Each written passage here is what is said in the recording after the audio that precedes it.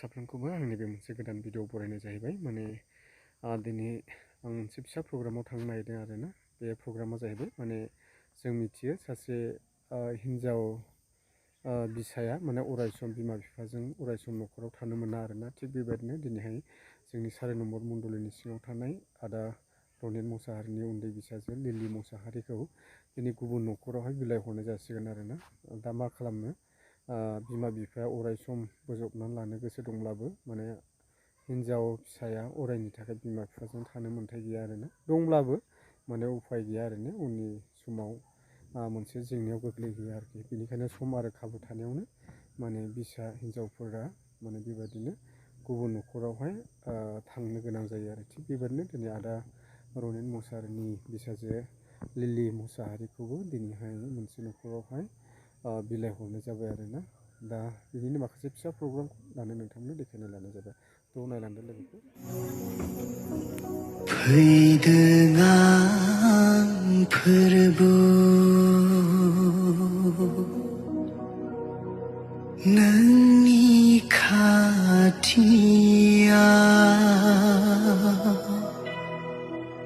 पापि गोसो आरजिउ लानानै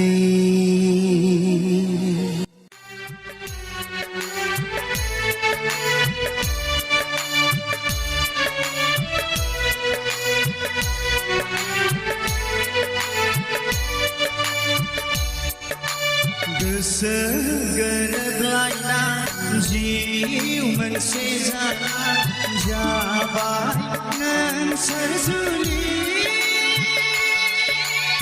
इसोर आरो मण्डलिखौ साखि दोननानै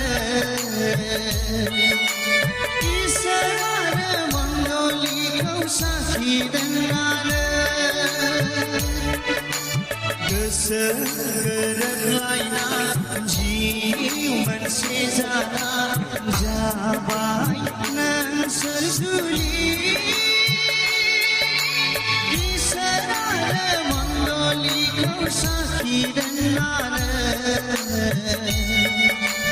इसोर आरो जोंनि नुनायावहाय लिलि मुसाहारि जोङो गियान खावलायबाय। लिलि नोंखौ लांनो होननानै मोनसे मण्डलिनिफ्राय फैबाय आरो बिफा फैबाय, सेंग्रा फैबाय, नोंथांनो सिनखौ होबाय। लांनानै हाबा खालामहैनायनि बेबस्था, हाबानि बेबस्था लानानै फैदों। नोंखौ लांनो होननानै बुंदों। दा नोंबो बे लांनो फैनायावहाय नोङो गोसो खुसि थांनानै दा सोरबा नोङो बिजों थांथारनांगौ होननानै सोरबा थुनबुखारनायनि गेजेरजों दा बेखायनो थुनबुखारनो दा नोंनि गोसोजोंनो आङो बे जाय सेंग्राया फैदों बे सेंग्राया जों नामाखौ मिथियासै सिमिटन ना बेखौ लांनो फैदों। नोंनि बिहाव जागोनाबो फैदों। जेनेबा हाबा जाहैबाय बिहाव जबाय आङो बियो होनबाय नोंखौ लांनो फैदों। दा बे लांनो फैनायखौ नोङो नाजावनानै गोसो खुसियै बे सिमिटन समफ्रामारिजों नों हाबा लानो नोङो गोसो दंफ्रा नोङो दिनै थांनो गोसो दङ, बेखौ जोंनो खोन्थादो। लांनानैहाय नोङो बेखौ हाबा खालामनो गोसो दं। लानानै थांबाय माने थांनाय फैनायखौबो जों मोजां रेसपन्सबो होनो हाबाय। गारजेना आं जेबो रोङालै बेयावहाय होननानै बुंदों हाबाया आरो माने आङो उननि माबाखौ बुंहरबाय आरो माबा टाइमखौ माने बार'न्दि आरो बार'न्दा होनना बुङो।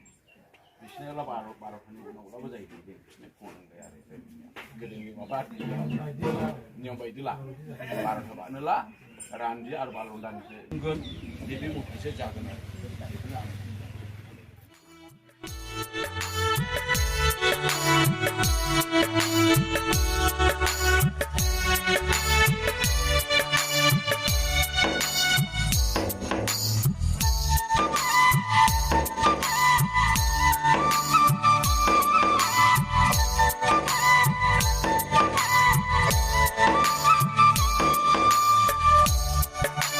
सना रुपा गहेनाल' गाननायसो नङा रांखावरि बांला गारिफोरजोंल' नङा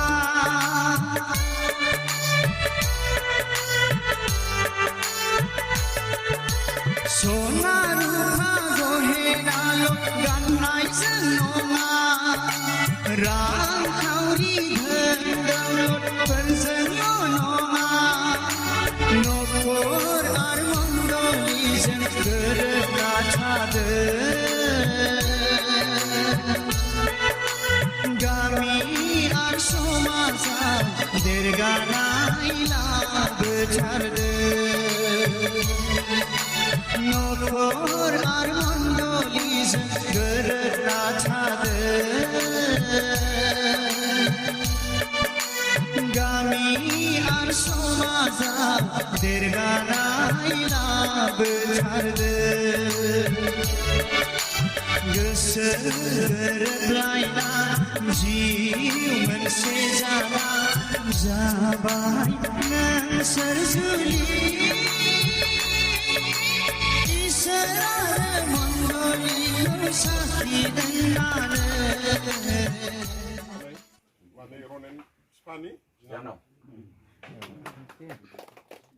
हाबा खुंनो हानायनि हाबानि डेटखौ फिक्स खालामनाया बेनि सायाव दे बियायनो थानांगौ दे बियायनो आखाइखौ हरदो आरो बेखौ गथाय लाबो आखाइखौ मा हो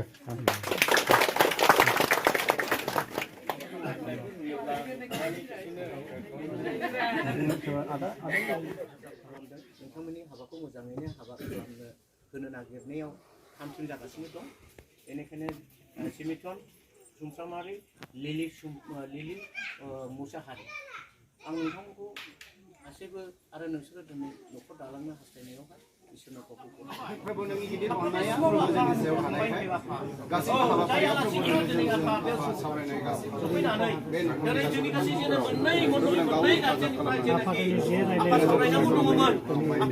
प्रभु आफा जि उद्देश्यखौ लानानै जोङो बे न'खरखौ बुथुमदोंमोन दानो बे उद्देश्यआ जाफुंबाय प्रभु दानो बे न'खरनिफ्राय जोङो जोंनि मण्डलिनि सासे मेम्बार्सखौ आफा गुबुन मण्डलियाव जोङो दानो हगारनो थाखाय थिनबाय आरो बेनिखायनो गथायदों इसोर आफा बे थांग्राफोर आरो लांफाग्रा साफ्रोमनि सायाव नोंनि जोबोद गिदिर लामायाव सामायाव माखासे गिनांगौ खैफोदफोरब्लाबो प्रभु नों गावनि हेफाजाब खालामगोन जेरैबायदि आफा खालामगोन बे दिन्थिमाहा बिसोरो गोथारैनो थानो हानाय बायदि आफा नोङो बेबायदि मानोना गोबां